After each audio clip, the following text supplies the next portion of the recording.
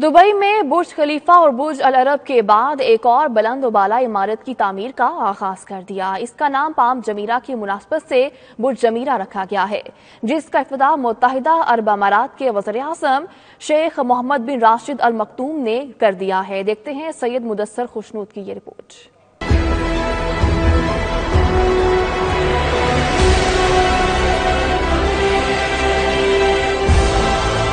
बुर्ज जमीरा की वीडियो ने तामीर से कबल ही सोशल मीडिया पर धूम मचा दी।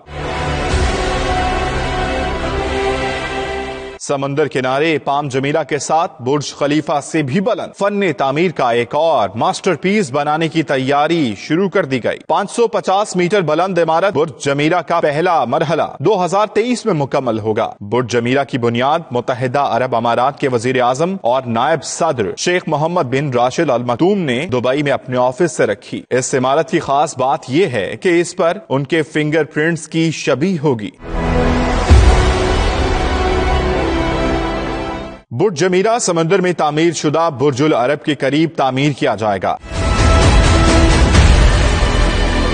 जबकि अगले साल बुर्ज खलीफा से भी बुलंद दुबई क्रीक टावर की तामीर मुकम्मल की जाएगी। क्रीक टावर की 200 से जायद मंजिलें होंगी।